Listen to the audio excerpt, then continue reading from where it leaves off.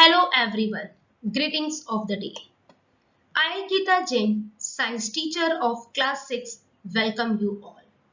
I am here with part 7 of chapter 7, Getting to Know Plants. In the previous session, we have learned about the structure of a flower. In today's session, we are going to learn about pollination, fertilization and text exercises question number 1 and question number 2. Pollination. Pollination is the act of transferring pollen grains from the male anther of a flower to the female stigma. The goal of every living organism, including plant, is to create offsprings for the next generation. One of the ways that plants can produce offspring is by making seeds. The steps involved in the process of pollinations are: the first step, a grain of pollen falls onto stigma. Insect enters flowers and brushes against anther and then is coated in pollen. Some pollen can fall onto stigma as insect leaves flower. Pollen falls onto the stigma of the next flower. A small seed forms inside the ovary of the plant. There are two types of pollination: self-pollination and cross-pollination. About the self-pollination and the cross-pollination you will study in Form 7. Fertilization. Fertilization in flowering plants happens through a process called pollination. Pollination occurs when pollen grains from the anther land on the stigma. Fertilization occurs when one of the sperm cells fuses with the egg inside of an ovule. After fertilization occurs, each ovule develops into a seed. The process of fertilization in flowers is immensely important for plants as well as animals that are dependent on them, including humans.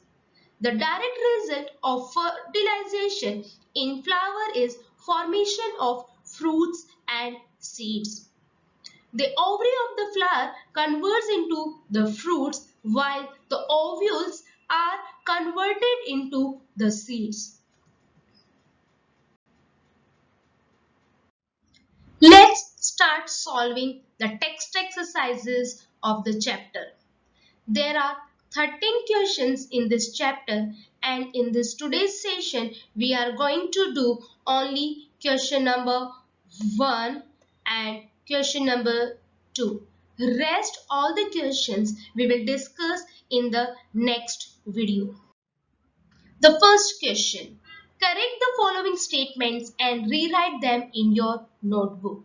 The first statement: stem absorbs water and minerals from the soil.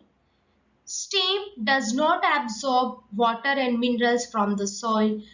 It is being absorbed by the roots. So your correct statement is: roots absorb water and minerals from the soil.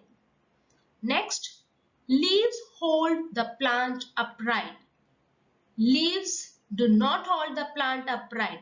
It is being held upright by the stem. So your correct statement is: stem holds the plant upright. Third, roots conduct water to the leaves. Roots do not conduct water to the leaves. It is being conducted by the stem. So your correct statement is: stem conducts water to the leaves. Next, the number of sepals and petals in a flower is always equal. The number of petals in a flower is always not equal. If you see the rose flower, it has 5 sepals, but there are number of petals. So it's always not equal. Next, If the sepals of a flower are joined together, its petals are also joined together. Again, it is not necessary. It may be happen that the sepals and the petals are joined together. It may happen the sepals are joined but the petals are separated. You can see the example of rose. Next, if the petals of a flower are joined together, then the pistil is joined to the petal. It is not necessary that if the petals of a flower are joined, then the pistil is joined to the petal. Question number 2. Draw a leaf, a taproot and a flower. Let's begin our question with the diagram of a flower. Okay, flower, if I say the green leaf-like structure you can see over here. Yes, you can see here this green leaf-like structures are sepals. You can see the colorful part over here. This colorful part is nothing but the petals of a flower. You can see over here, these are the petals. The male reproductive part of a flower, which is known as a stamen, consists of filament and anther. You can see here. Yes, pistil, which is also known as the female reproductive part, consists of stigma, style and ovary. You can see here, yes, the swollen part which is on the top is the stigma. This tube-like structure which connects the stigma to the ovary is known as style, and the swollen bottom part is known as ovary. Inside the ovary, you can see the ovules are present. Next, draw a leaf and its various parts. If I talk about the leaf, leaf has the main part which is known as petiole, which connects the leaf to the stem. Leaf margin, you can see over here, this is known as your leaf margin. The green broad surface of the leaf is known as leaf blade. The top of the leaf, the tip of the leaf is known as the tip, or you can call it as a apex. You can call it as a apex.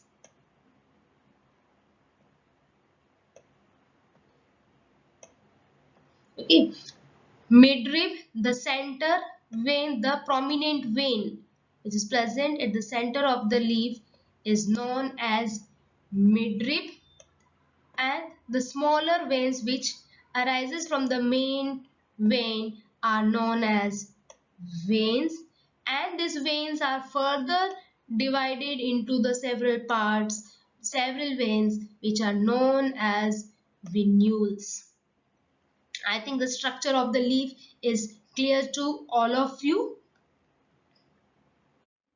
The next drawing which we have to do is of taproots.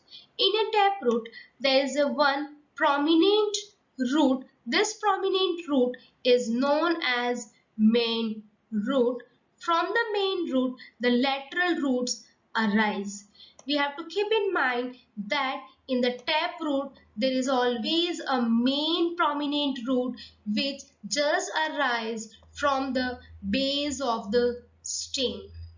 We have to keep in mind that there's a difference between the taproot and the fibrous root. In the taproot, there is a main root, while in the fibrous root, there are not a single main root, and from the base of the stem only, all the branches or all the roots arise. They do not have any main root. You can see over here there is no main root in that.